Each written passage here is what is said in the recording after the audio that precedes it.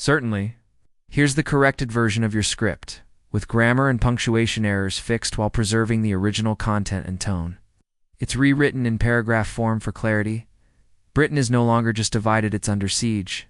From within, in a shocking turn of events that sent tremors through Westminster and Buckingham Palace alike, Prime Minister Kier, Starmer has unleashed a wave of arrests, targeting farmers and voters who dared to speak out against his government's draconian policies.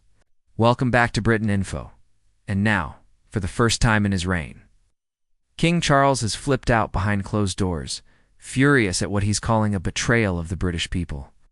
From peaceful protesters being dragged away in handcuffs, to ordinary citizens detained for simply questioning authority, this is no longer politics as usual. This is the beginning of something far darker, and the king knows it. The storm started quietly, but escalated with lightning speed. At first, it was just murmurs in farming communities about Labour's new inheritance tax targeting agricultural land. Then came the outrage. Decades-old family farms were suddenly being valued beyond recognition.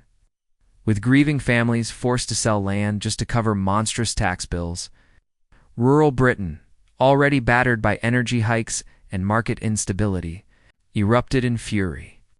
What was once quiet countryside soon turned into a battlefield of resistance. Kent, Norfolk, Yorkshire tractors blocked motorways. Bonfires were lit at field edges. An entire community set up peaceful camps to defy what they called a tax on survival. Instead of listening, Starmer's government sent in the police, but not just ordinary patrols. Riot squads, armed with shields, tear gas, and arrest quotas, stormed peaceful protest camps and community halls. Farmers holding signs were handcuffed in front of their children. Elders refusing to leave their ancestral land were forcibly removed. Social media exploded with footage of these brutal arrests, showing not hardened criminals but tearful families, teenage volunteers, and pensioners being thrown into police vans. And it didn't end there. Labo's crackdown widened beyond farmland.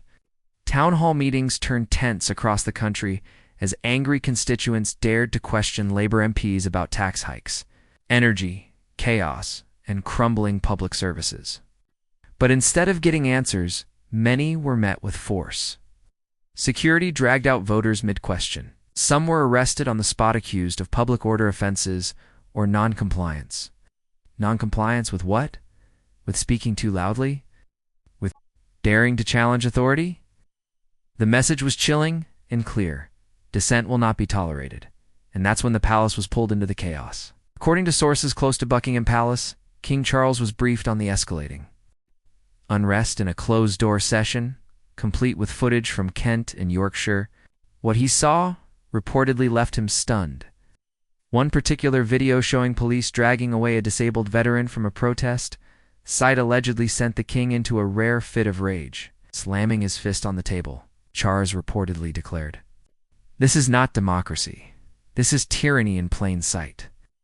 Multiple insiders claimed the king made an urgent private call to the prime minister later that evening, and it wasn't a calm, routine call. One royal aide reportedly overheard the king warning, "You are testing the foundations of this nation. People are losing trust. Then once that's gone, it cannot be rebuilt." This wasn't just royal posturing. This was the King of England sounding. The alarm that Starmer's Britain was becoming something unrecognizable, something dangerous. Yet, in typical fashion, Labour officials tried to downplay the backlash. Government spokespeople dismissed the arrests as lawful enforcement of public order and mocked protesters as agitators trying to destabilize unity. But no one was buying it anymore. Reform UK leaders slammed the government's response as undemocratic, and thuggish and support for Starmer began collapsing in real time. Meanwhile, new reports flooded in. In Lincolnshire, a mother of 3 was arrested at a community meeting for obstructing a government representative, asking how she could afford heating this winter. In Essex, a farmer's entire livestock was seized after he refused to pay a disputed tax bill. In Cornwall, local police were caught on camera telling a group of young protesters, "You're not allowed to question government policy here. This isn't a debate. These aren't isolated incidents.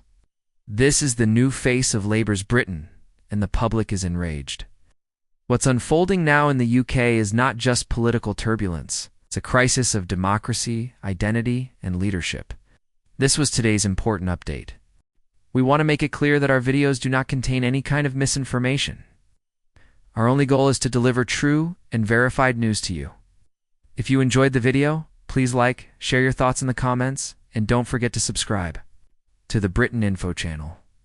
Let me know if you'd like this formatted for subtitles or made into a video script as well.